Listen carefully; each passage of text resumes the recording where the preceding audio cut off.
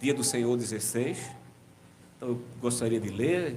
Eu até esqueci de comunicar isso a alguns irmãos, mas se você tem aí com você, você pode abrir o Catecismo, domingo 16, e chegamos à pergunta 40. A pergunta 40 é: por que foi necessário que Cristo se humilhasse até a morte? Aí diz: por causa da justiça e da verdade de Deus. A satisfação pelos nossos pecados não poderia ocorrer de outra forma, senão pela morte do Filho de Deus. Nós ouvimos bastante sobre isso, pela manhã. E ainda, por que é que ele foi sepultado? O seu sepultamento testifica que ele realmente morreu. Então, a pergunta 42, e é nessa pergunta que a nossa pregação se baseia essa noite: se Cristo morreu por nós, por que ainda temos... aliás, não é nessa pergunta, é porque é um domingo grande, desculpa, é a 43. Se Cristo morreu, por que ainda temos que morrer? A nossa morte não é o pagamento pelos nossos pecados, mas ela põe fim aos nossos pecados e a entrada, e é a entrada para a vida eterna. Então, faremos também menção sobre essa pergunta. Que outros benefícios recebemos do sacrifício e morte de Cristo na cruz? Pela morte de Cristo, a nossa velha natureza é crucificada, morta e sepultada com Ele, para que os desejos malignos da carne não reinem mais sobre nós e possamos nos ofertar a Ele como sacrifício de gratidão. Então, temos ainda a pergunta 44, por que razão se acrescenta desceu ao inferno?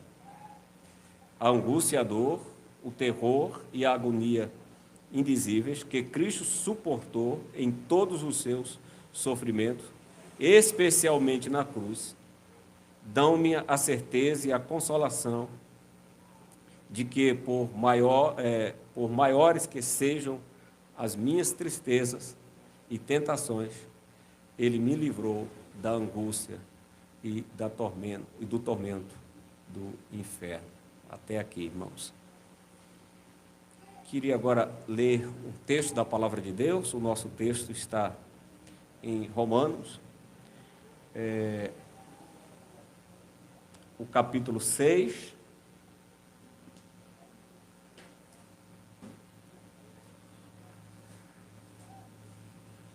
O nosso texto, Romanos capítulo 6, é o verso 6 ao verso 19, mas vamos começar lendo o versículo 1, para contextualizarmos. Capítulo 6, vamos ler a partir do versículo 1 até o verso 19. Que diremos, pois?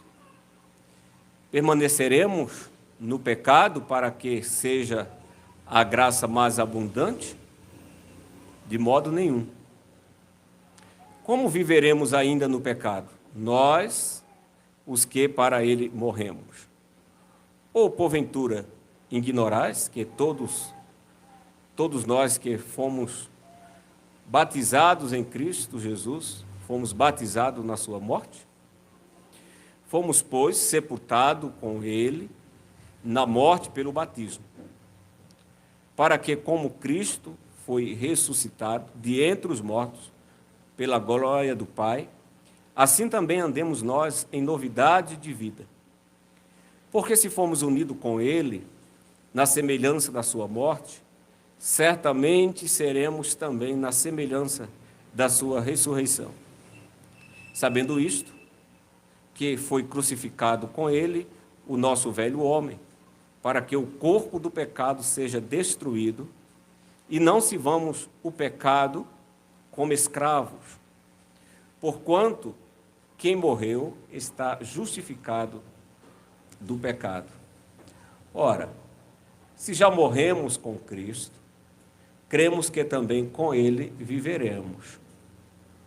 Sabedores que, havendo Cristo ressuscitado dentre os mortos, já não morre. a morte já não tem domínio sobre ele. Pois quanto a ter morrido, de uma vez para sempre morreu para o pecado. Mas quanto a viver, vive para Deus. Assim também vós considerai-vos mortos para o pecado, mas vivos para Deus em Cristo.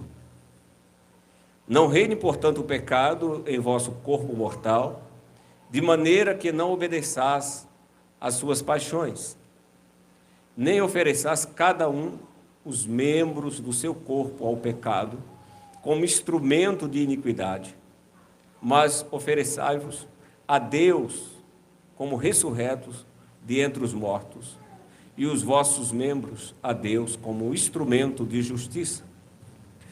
Porque o pecado não terá domínio sobre vós, pois não estás debaixo da lei, e sim da graça. E daí? Havemos de pecar, porque não estamos debaixo da lei, e sim da graça? De modo nenhum. Não sabeis que daquele a quem vos ofereceis como servos para a obediência, desse mesmo a quem obedeceis, sois servos, seja do pecado para a morte, ou da obediência para a justiça? Mas graças a Deus, porque outrora, escravo do pecado, contudo vieste a obedecer de coração a forma de doutrina a que fostes entregues. E uma vez libertos do pecado, foste feito servo da justiça. Falo como homem, por causa da fraqueza da vossa carne. Assim como ofereceste os vossos membros para a escravidão, da impureza e da maldade para a maldade, assim oferecei agora os vossos membros para servirem à justiça, para a santificação. Até aqui, irmãos. Então, amados irmãos em Cristo Jesus, como eu mencionei, hoje a nossa pregação se baseia também no domingo 16 do nosso catecismo, e especialmente na pergunta 43. Como vimos, o domingo 16 é um domingo grande, com um vasto assunto, tem muitos assuntos. Porém, essa pergunta 16, aliás, 43, é aonde nós basearemos a nossa pregação, porque a mesma faz a seguinte pergunta: que outros benefícios recebemos do sacrifício e morte de Cristo na cruz? Então, aqui temos um teor, algo bem interessante. Então, pela morte de Cristo, a nossa velha natureza é crucificada. E aqui o catecismo está pegando o nosso texto que nós lemos.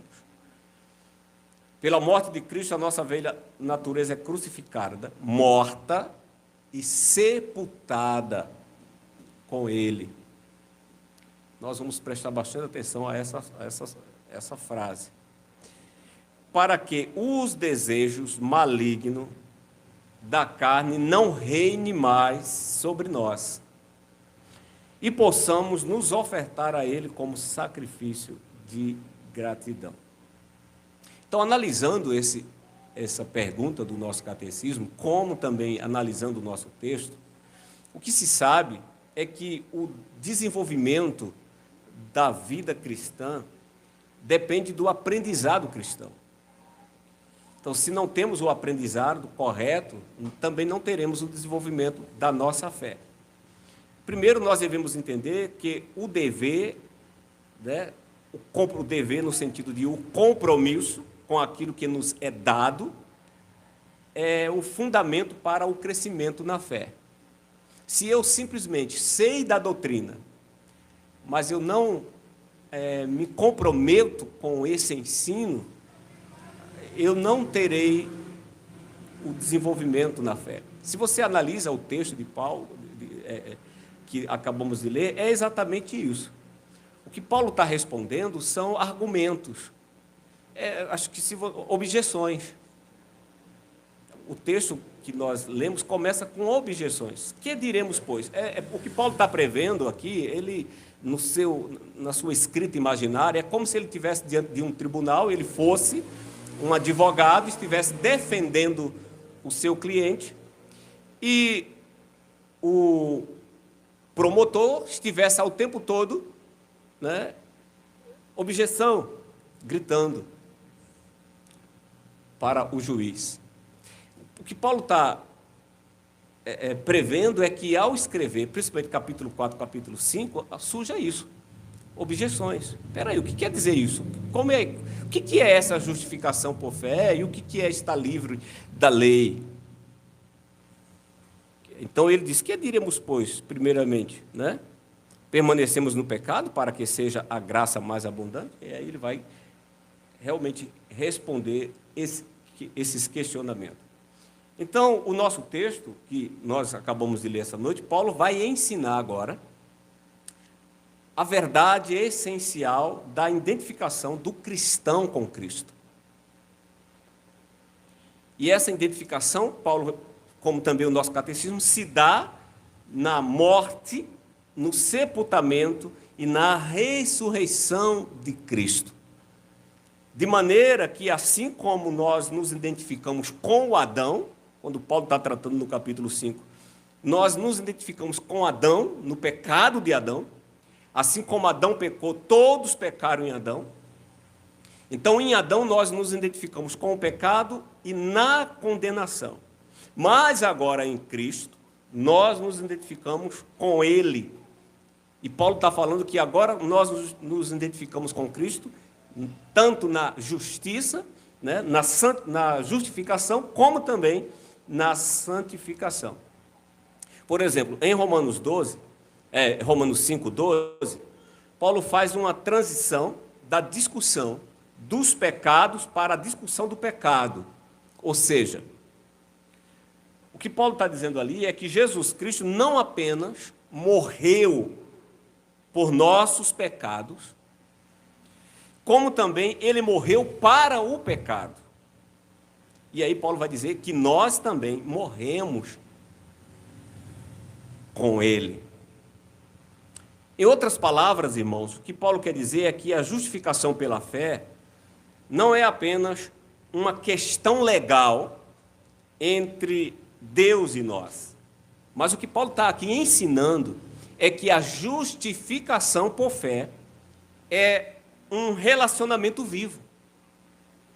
Não é uma coisa simplesmente teórica, da cabeça, mas é algo vivo que é para ser perceptível. A justificação, naturalmente, vai nos levar à santificação, a uma vida com Deus, não uma vida no pecado, não uma vida identificada com o pecado, mas uma vida com Deus. A justificação vai nos levar a um relacionamento vivo. É o que o catecismo também ali toca. É uma justificação que dá vida. E Paulo vai dizer, em Romanos 5, versículo 18, ele diz o seguinte: porquanto, assim como por uma só ofensa veio o juízo sobre todos os seres humanos para a condenação, assim também por um só ato de justiça veio a graça sobre todos para a justificação que dá vida. Então, às vezes, tem pessoas que cortam o versículo e parece que só gravou até aqui, né? A graça também veio sobre todos para a justificação. E há crentes que parece que o versículo parou aqui. Mas Paulo está dizendo que essa justificação veio para dar vida. A condenação, o pecado em Adão e a identificação com Adão era uma identificação de morte. Mas a identificação agora com Cristo é uma identificação para a vida. Isso quer dizer que estamos em Cristo e somos identificados com Ele. Portanto, tudo o que aconteceu com Cristo acontece conosco. Em função dessa ligação viva com Cristo, o cristão se relaciona de maneira completamente diferente com o pecado. esse relacionamento vivo que temos com Cristo faz com que nós também tenhamos um relacionamento diferente com o pecado.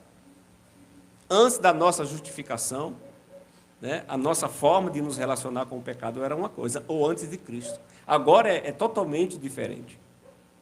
Diante disso, o tema da nossa pregação essa noite é a santificação, é a identificação do cristão com Jesus Cristo. Então, o cristão que está identificado com Cristo é um cristão que está buscando santidade, santificação. Em nosso texto dessa noite, Paulo dá 3 instruções para obter vitória na luta contra o pecado. E eu quero tentar tocar nessas 3 instruções que Paulo dá a nós aqui no nosso texto. Paulo fala, a primeira instrução que Paulo dá é saber. A segunda instrução que Paulo dá é a considerar. E a terceira instrução que Paulo nos dá aqui é oferecer. Então, primeiramente, Paulo fala sobre saber. Percebemos que a gente tem isso na estrutura da pergunta do nosso catecismo. Quando ele também quer saber, o argumento, a pergunta ali é uma pergunta para que se reflita e se entenda, porque ele está querendo saber o que você entende, né? Para que se interessa a nós saber a morte, né, e o sepultamento de Cristo. E Paulo toca nesses pontos. O versículo 3, vamos destacar primeiramente esse ponto que Paulo fala. Primeiramente, saber. O versículo 3, ele diz assim: ou porventuras ignorais, tem traduções, tem Bíblia que foram traduzidas assim, porventuras não sabeis? Não, então a questão aqui é ignorais, mas algumas traduziram, porventuras não sabeis, que todos nós que fomos batizados com Cristo Jesus, fomos batizados na sua morte? Então esse versículo está, porventuras ignoreis? Ou porventuras não sabeis? Aí ele, chegando no versículo 6, ele diz, sabendo isto, que foi crucificado com ele o nosso velho homem, para que o corpo do pecado seja destruído. Aí ele diz, não sirvamos o pecado como escravo. E ainda no versículo 9 ele vai dizer, sabedores de que, havendo Cristo ressuscitado de entre os mortos, já não morre. A morte já não tem domínio sobre ele. Então, Paulo, primeiramente aqui, está nos ensinando que para obtermos a vitória sobre o pecado é preciso saber. Saber o quê? Saber que em Jesus, todo cristão precisa saber disso. É o que Paulo está aqui tentando mostrar. Porventura ignoreis? Porventuras não sabeis? Ou seja, que em Jesus Cristo morreste para o pecado, a fim de que não mais permaneceis no pecado? O que Paulo está aqui nos ensinando é que agora, em Cristo, nós morremos para o pecado, ressuscitamos com Cristo, para que agora estejamos vivos com Ele. Nós fomos ressuscitados de entre os mortos, de modo que, assim como Cristo ressuscitou, nós também fomos com Ele ressuscitados do poder do pecado, né? Para que agora, por meio do poder que operou em Cristo, também opera em nós, para que andemos em novidade de vida. Por quê? Pois nós compartilhamos a vida de Cristo. Compartilhamos a vida de Cristo. Paulo mesmo detalha isso, né? Quando ele escreve aos Gálatas, no capítulo 2, versículo 19 a 20, ele diz, estou crucificado com Cristo. Logo, já não sou eu quem vive, mas é Cristo quem vive em mim. E Paulo diz mais, e a vida que vivo agora, vivo pela fé no Filho de Deus. De modo, meus irmãos, que não devemos mais servir ao pecado. Paulo deixa isso claro aqui no versículo 6. Sabendo isto, que foi crucificado com ele, nosso velho homem, para que o corpo do pecado seja destruído, e não sirvamos o pecado como escravo. O pecado, nós sabemos, é um senhor cruel. Porém, o corpo, que Paulo está querendo aqui nos ensinar, é que o corpo, ele é neutro. O corpo não é pecaminoso. O corpo é neutro. De modo que o corpo, por ser neutro, não mau, como dizia Platão, né, os gregos, mas o corpo, por ser neutro, ele pode ser controlado pelo pecado. Ou esse corpo, que é neutro, pode ser controlado por Deus. No entanto, irmãos, a natureza caída do homem, que não é transformada pela convenção, a natureza caída, ela dá ao pecado um ponto de apoio, que pode ser usada para as suas tentativas de ataque e controle. E Paulo sabe muito bem disso. Paulo expressa esse problema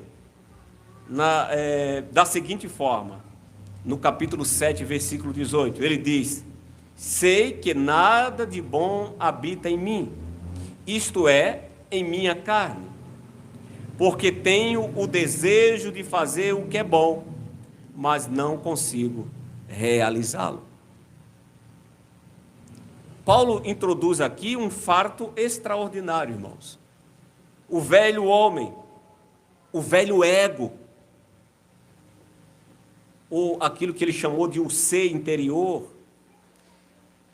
esse ser interior que foi crucificado com Cristo, de modo que o corpo não precisa mais ser controlado pelo pecado. E aí Paulo vai usar um termo bastante interessante aqui, que ele vai usar o termo destruído. Ele diz que não somos mais controlados pelo pecado, ou dominados pelo pecado. Ele diz, porque o corpo do pecado, ele disse, o corpo do pecado seja destruído, de modo que já não sirvamos mais ao pecado. Essa palavra que Paulo usou aqui, né, em Romanos 6, não significa aniquilado, não. Portanto, a gente entender isso. Mas a palavra, o sentido dessa palavra que Paulo está usando aqui para o corpo ser destruído, é um termo para dizer que ele foi desativado, de modo que ele torna-se ineficaz.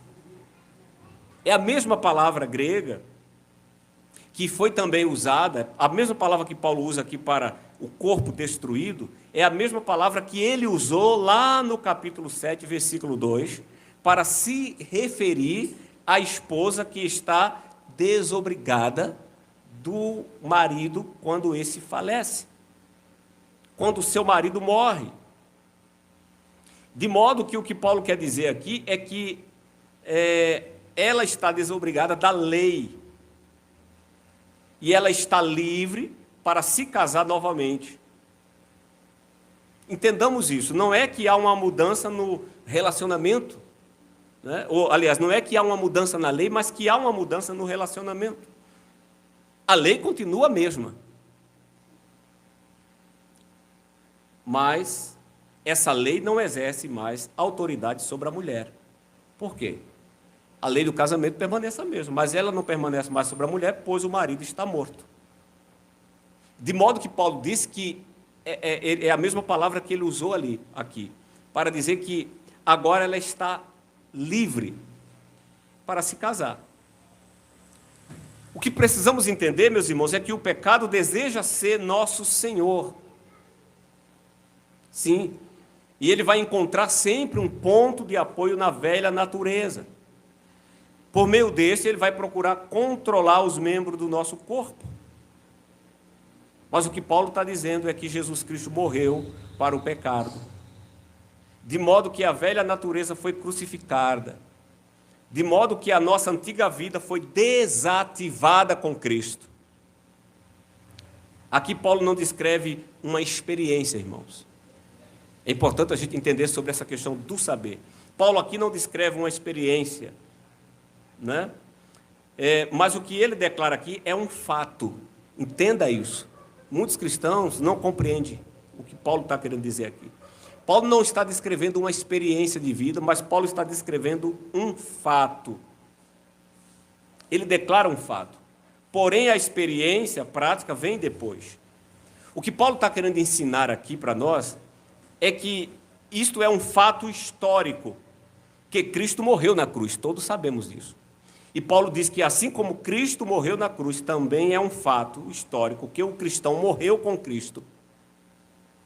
O regenerado, ele morreu com Cristo. E aquele que morreu com Cristo, Paulo está dizendo aqui que está justificado do pecado. Não é que o cristão que se identificou com Cristo, que morreu com Cristo, está livre para pecar, como declara falsamente alguns adversários de Paulo. Mas o que Paulo está nos ensinando aqui é que o cristão que foi identificado com Cristo, na morte de Cristo, está livre do pecado. O pecado e a morte não exercem domínio algum sobre Cristo. Assim, se nós estamos em Cristo, portanto, o pecado e a morte, irmãos, não exercem domínio algum sobre nós. Jesus Cristo não morreu apenas pelos pecados, mas também para o pecado.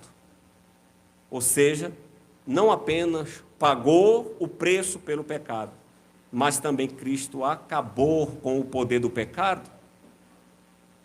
E esse conceito de domínio, né, nos remete também ao texto anterior de Romanos, como já citei, Romanos 5, do 12 ao 21, onde Paulo trata do reino do pecado. E ali Paulo vai dizer que o pecado e a morte reinou sobre os descendentes de Adão, até Cristo. Mas após Cristo, a graça. E por meio de Cristo, agora nós reinamos em vida, como vimos no capítulo 5, versículo 18. De modo, irmãos, que o pecado não controla mais a nossa vida. A grande questão é, primeiramente, creio nos fatos históricos.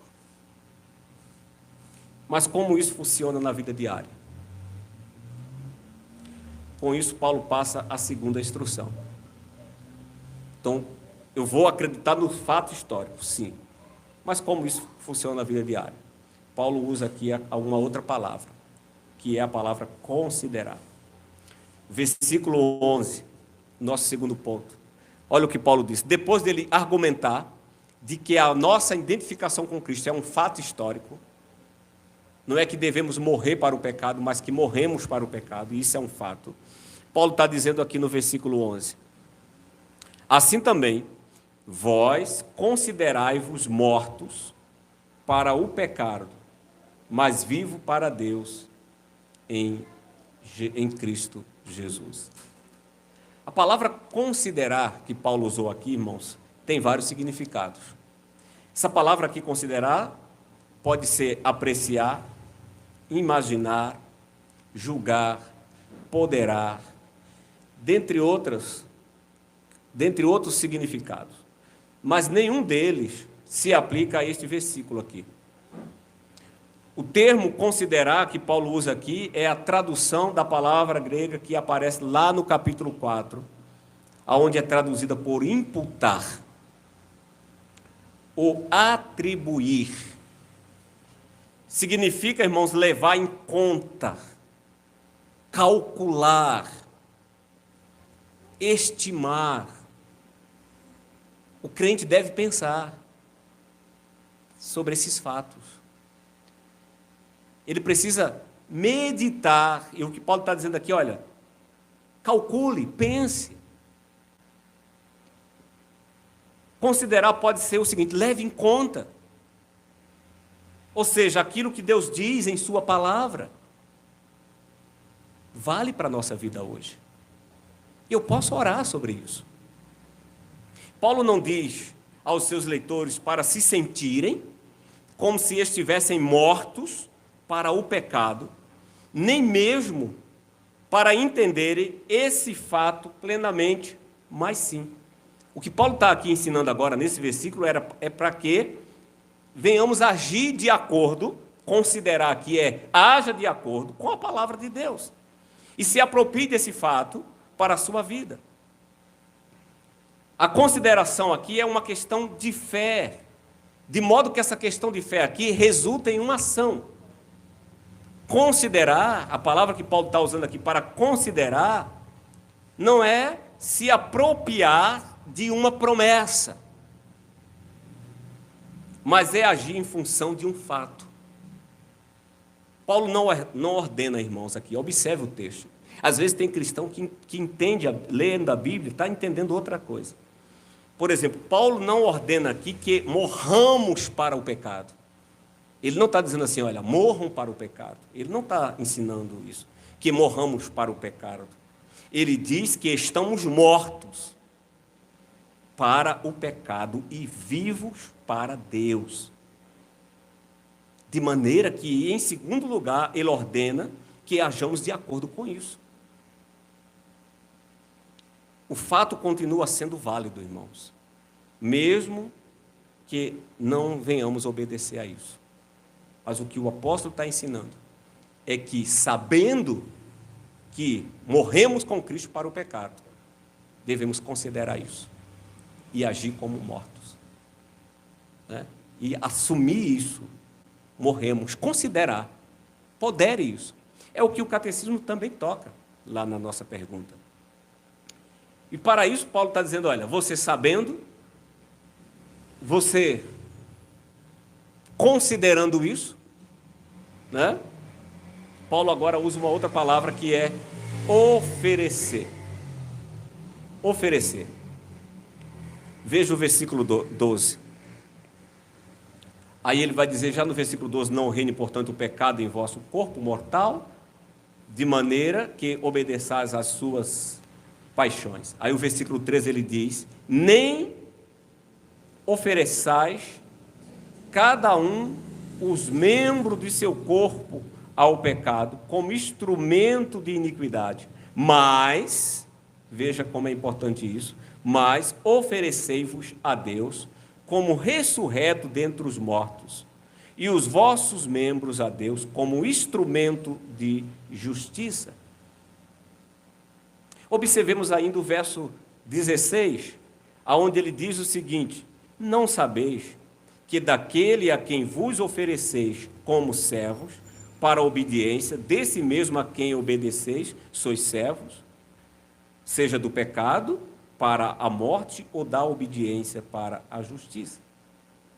E o verso 19 ele vai dizer, falo como homem, por causa da fraqueza da vossa carne. Assim como ofereceste os vossos membros para a escravidão, da impureza e da maldade para a maldade, assim oferecei agora os vossos membros para servirem a justiça para a santificação. O verbo que Paulo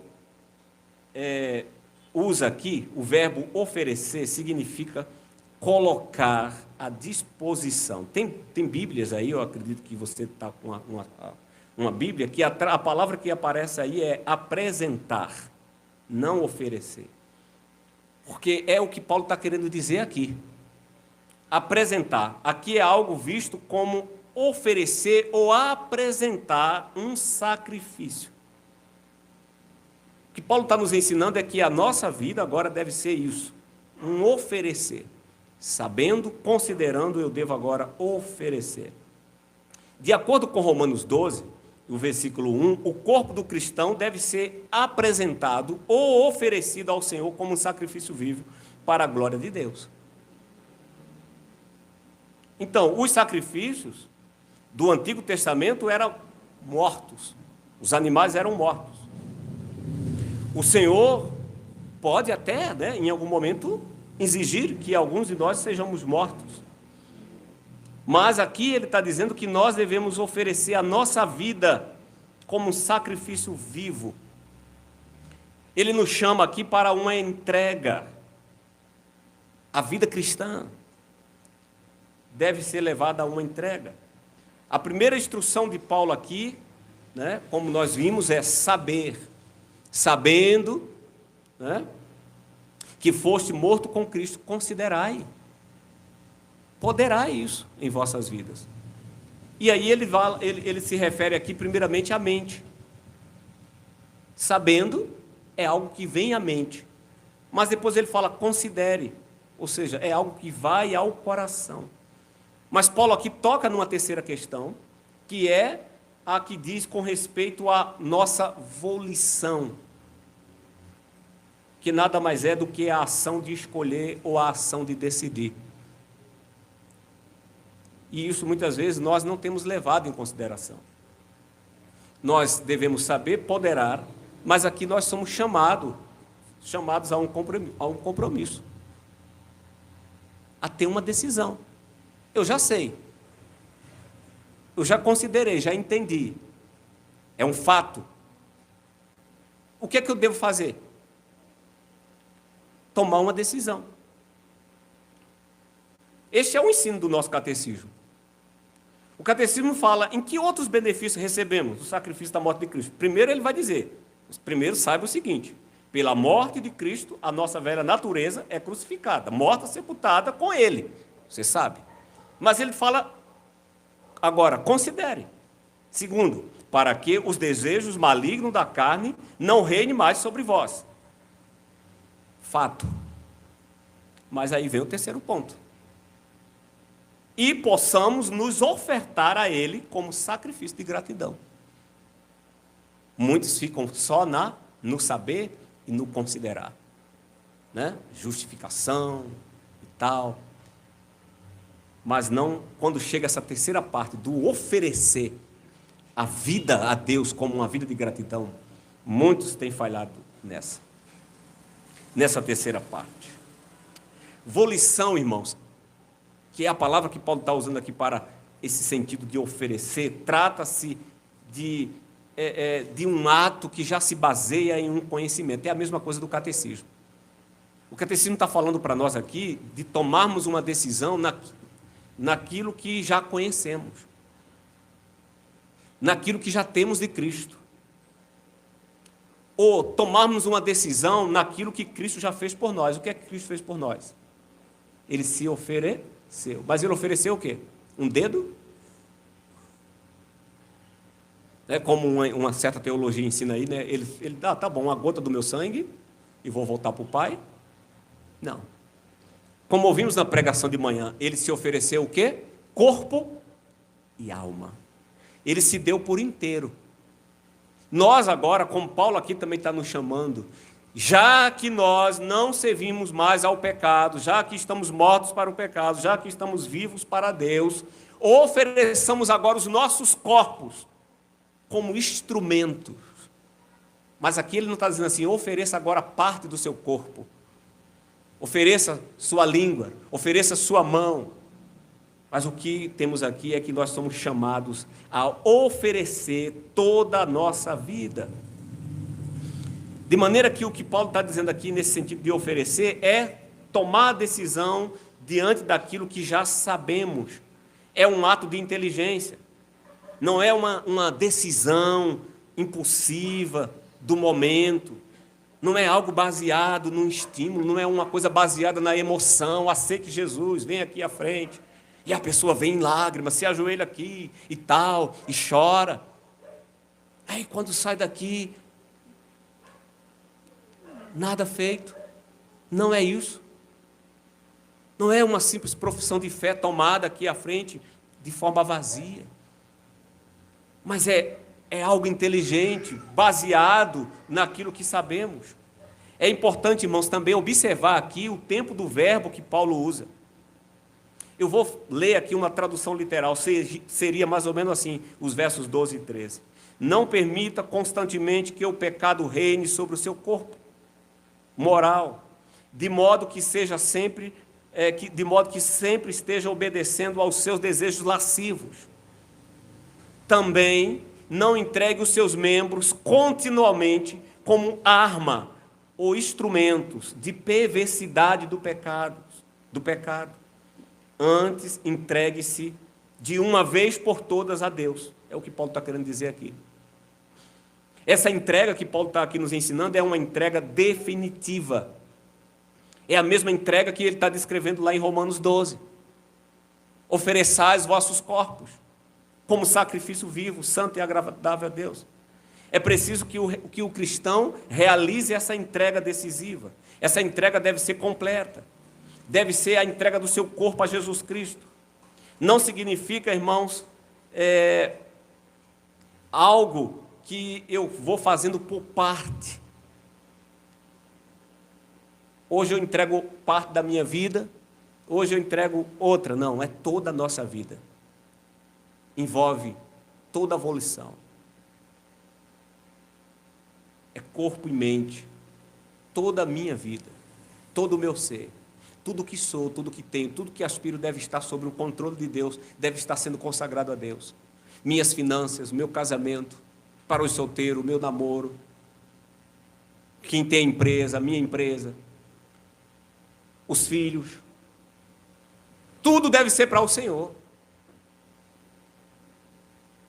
Deve ser uma entrega necessária, não passos por dia. Nosso relacionamento com Cristo deve, sim, se aprofundar à medida que andamos com Ele.